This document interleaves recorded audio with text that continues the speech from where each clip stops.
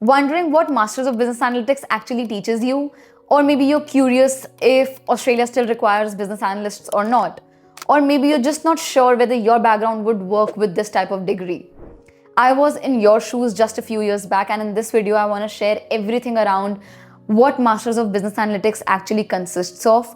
What does this course teach you, whether Australia still requires business analysts or not, and whether you will be able to pursue this course if you are from any other background and you're not from technical background. This video is one of the most requested ones, and I've been getting a lot of messages, DMs, emails, everywhere, comments, that whether Masters in Business Analytics is actually worth it or not. And I decided, why not? Let's just make a detailed video. So I'll cover everything in this video about whether this course is still relevant in Australia or not, what business analytics exactly is, and definitely stay till the end because that's where I talk about whether it is still relevant in 2025 or not, whether Australia still requires business analysts or not.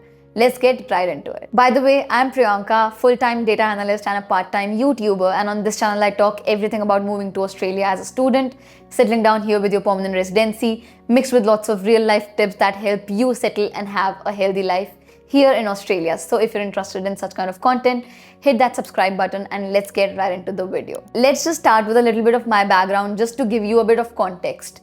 I did my bachelor's in botany honors from Gargi College in Delhi University, and yes, it was a huge jump for me from botany honors studying plants to now studying data and becoming a business analyst. When I first considered Masters in Business Analytics at Deakin University, I was obviously a little skeptical and nervous, and I was thinking whether I'll ever be able to become a successful business analyst or not because A, I was from a science background, B, I knew that I wanted to own a business, but I wasn't sure whether I should go for business administration, a basic MBA, or business analytics.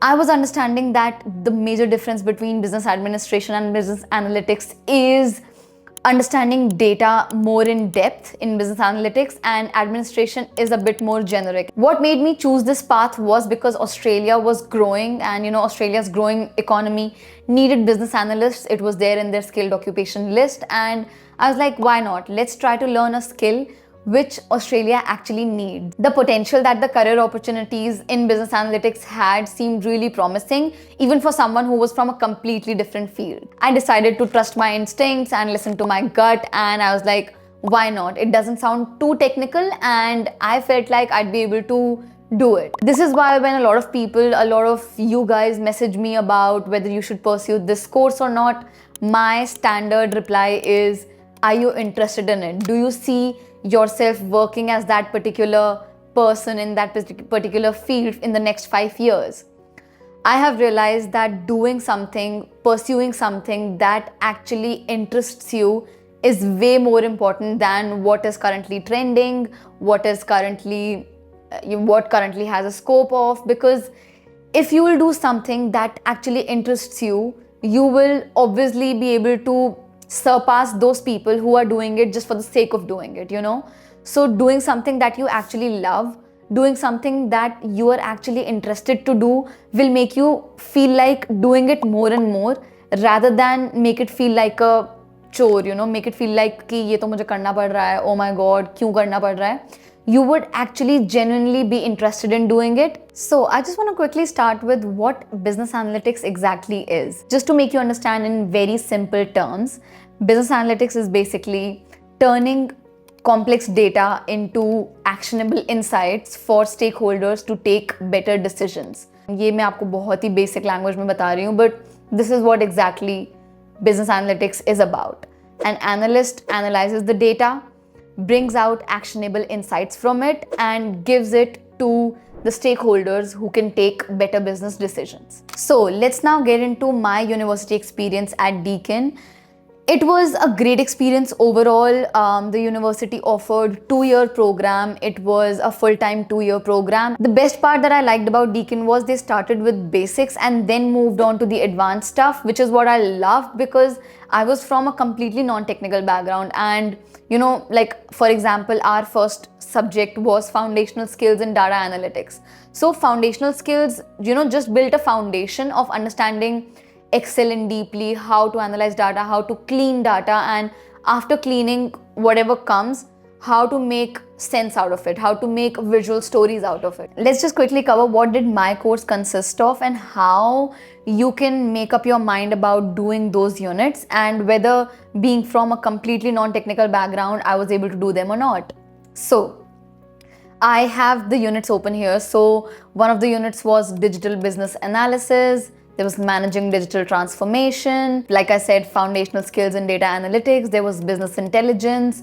And all of these units mostly made us understand what the data that we get is all about, how to handle the data, how to clean the data, how to make the most sense out of that data, and being able to give it to the stakeholder in the most beautiful and visually appealing manner, so that they don't have to spend time in understanding what the data is. All they have to do is look at it, understand from it, and take the decision. There was also project management, there was value of information. What I'll actually do is I will link my course in the description below, the one that I did, and I will also put up a photo somewhere here about all the units that I did. But I just want to tell you that my course was not as much technical, and being from a botany honors background, pursuing masters in business analytics, and now working as a full-time business analyst, I was able to do it. And also I would like to address that when I say that I'm working as a business analyst and then sometimes I say I'm working as a data analyst, it's more or less the same.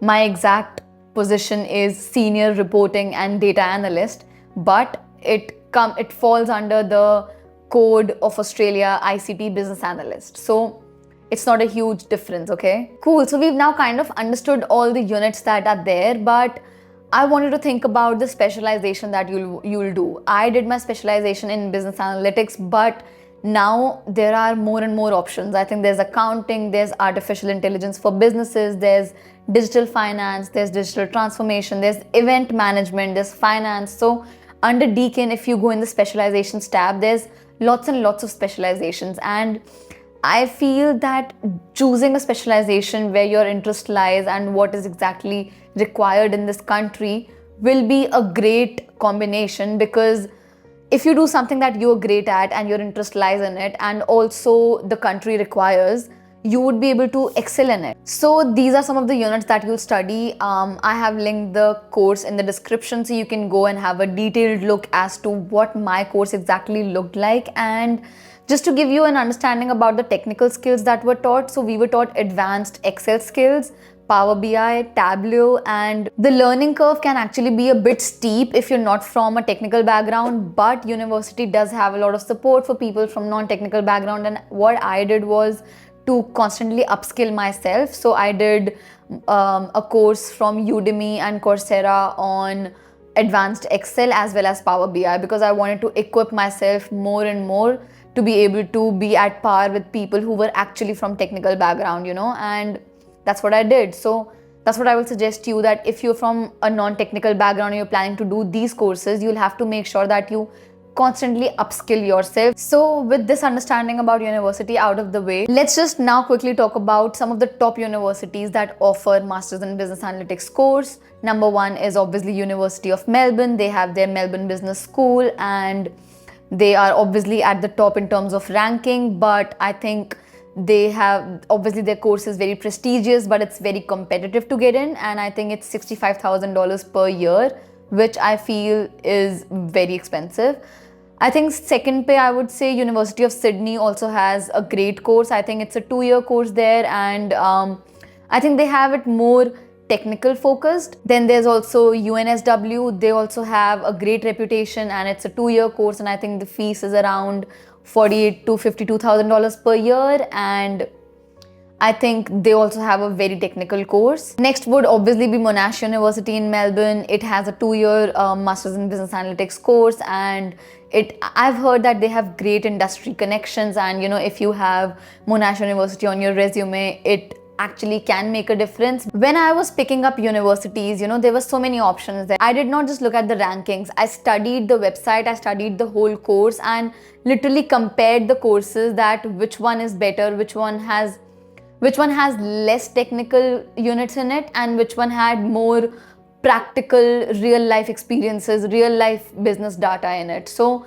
this is what you will also have to do. If you are someone who feels like, no, I want something more technical, then I would suggest that you go for something which has more of Python in it, Python, R, machine learning. But when I was looking for a course, I was looking for something which had advanced Excel, Power BI, Tableau, these tools which weren't that technical, And this is kind of what I also made clear in my interview, in my job, that I cannot do anything technical, but I can help you clean the data, bring out insights, and help you take decisions as well.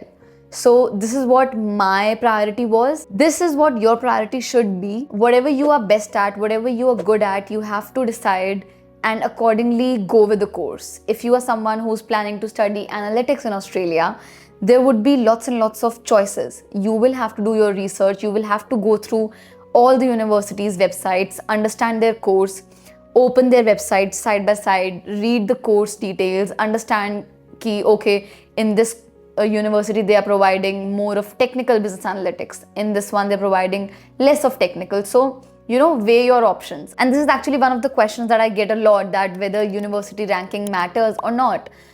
Me personally, I would say it does not matter. It all comes down to the kind of skills you have, your communication skills, your interpersonal skills, the way you are able to explain yourself in an interview, and whether you can convince the interviewer or not, whether you can tell them that yes, you are actually the right fit for that role.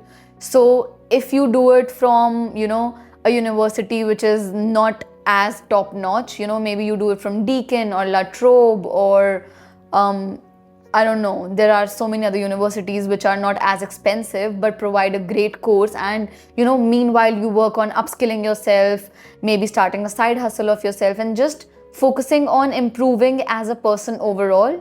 I feel you have more chances of landing a job than doing it from an expensive university, but that's just my opinion, so you do you. So coming to the most important point of this video, is pursuing Masters in Business Analytics still relevant or not?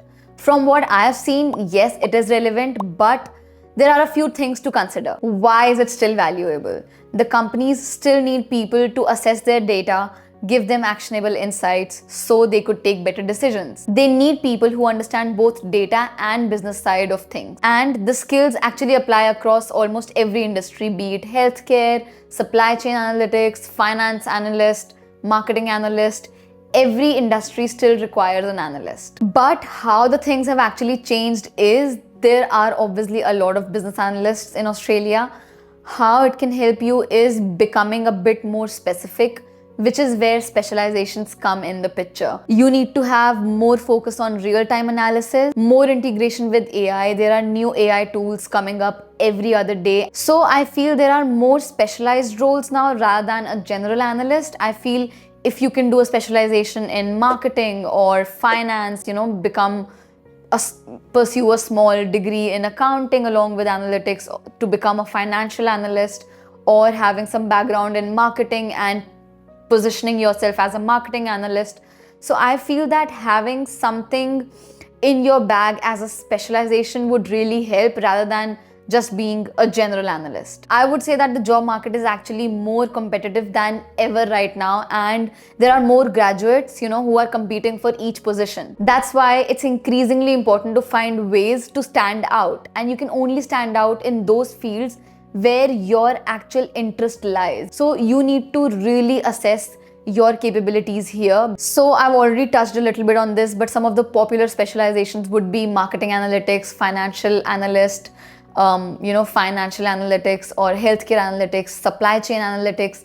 These are some of the analytics that would cover almost every industry. And the benefits of specializations are you can target a specific industry, you can tell them and showcase that, you are exactly the right fit for this job. You'll stand out from the general analytics crowd. You might even earn more with having, those specializations in your bag. From what I've seen, people who have some kind of specialization land jobs faster. You can actually specialize through electives, your past work experience, maybe going out and looking out some part-time jobs or internships in a particular specialization and something that you were actually interested in, and positioning yourself accordingly. So let's totally be honest, I myself found a job after 2 years of completing my Masters in Business Analytics, and It could be because I was a general analyst and I did not really have any specialization that maybe others had. But, I've seen people finding jobs within the first month of completing their graduation. And then I've also seen people who didn't get a job until 3 years. So I feel, that your experience might be faster or slower. I think there's luck involved. There's a lot of hard work involved. There's a lot of smart work involved. So let's not compare who found job first. It's more about positioning yourself in a way that you can actually land interviews, and if you are at least constantly landing interviews, that's a great sign, because at least the methods that you're using to apply jobs are working.